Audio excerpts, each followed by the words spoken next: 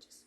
Cordial saludo para todos. Mi nombre es Luis Alberto Espino Perales, soy estudiante del programa de Regencia en Farmacia, el cual pertenezco al grupo de Biología Celular y Molecular.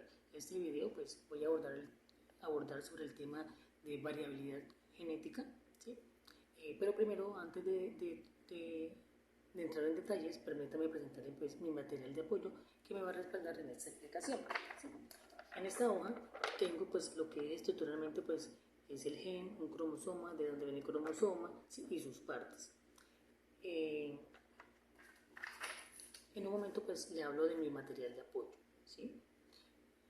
Como motivo vamos a hablar de la variabilidad genética, ¿sí? Que son las diferencias que existen de los individuos o grupos de una misma especie que reciben el nombre de variaciones, ¿cierto? Estos son originados también por cambios genéticos llamados mutaciones, ¿sí? La variabilidad como tal también es la responsable de la diversidad biológica, ¿cierto? Las fuentes de variabilidad genética tenemos dos fuentes principales, ¿cierto? Que son las mutaciones y la recombinación genética. Las fuentes secundarias de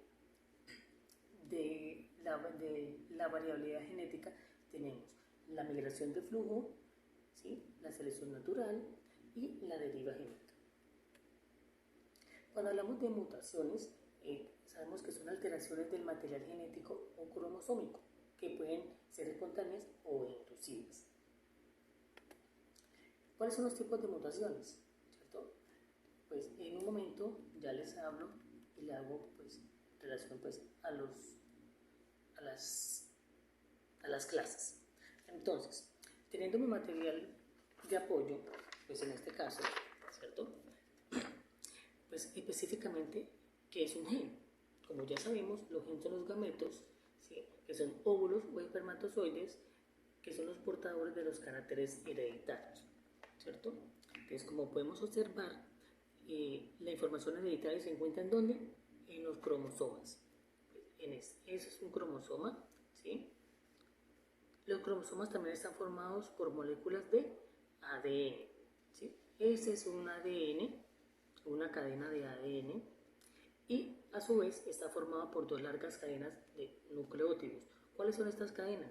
Estas, ¿sí? Estas son las cadenas de nucleótidos que conforman un gen. Estructuralmente, un gen o nucleótido está formado por tres partes estructurales, moleculares y específicas, ¿sí? En este caso tenemos el grupo fosfato, azúcar pentosa y la base nitrogenada, ¿cierto? Existen cuatro tipos de base nitrogenada. ¿Cuáles son? En este caso existen dos principales, que son las púricas y las piridínicas, ¿sí? En las púricas encontramos la guanina y la adenina, ¿sí? Y en las piridínicas tenemos la citosina y la timina, ¿cierto? Esas bases nitrogenadas, comprenden, ya sabemos que están dentro del cromosoma, ¿sí? Que hacen la cadena del ADN. Especialmente, ahora sí vamos al otro tema, que son los tipos de mutación. Esos tipos son los génicos moleculares, los cromosómicas estructurales y los genómicas cariotípicos, ¿cierto? Les voy a tener una pequeña como tabla donde tenemos los genes dominantes y los genes recesivos, ¿cierto? Los genes recesivos o los genes dominantes se caracterizan porque en los dominantes el grupo sanguíneo es AB, en el recesivo está el O positivo, labios gruesos, labios finos, pelo rizado, pelo liso, cabello oscuro y cabello claro, ¿sí? Y en los genes dominantes de enfermedades tenemos por lo menos la polidactilia, la coagulación anormal, la visión normal, oído normal, ¿sí? Y en los recesivos tenemos la hemofilia, daltonismo, sordomudos, ¿sí? Estructural y albinismo.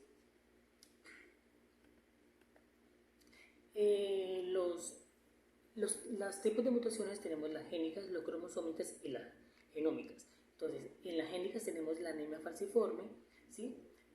En las cromosómicas tenemos el síndrome de Cri-du-Chan, ¿sí? Y en las genómicas tenemos el síndrome de Down. Entonces, eso es un tema pues muy corto, ¿sí? Muy conciso, en el cual pues vamos a tener pues un propósito, ¿cierto? Entonces, ¿cuál es el propósito de esto?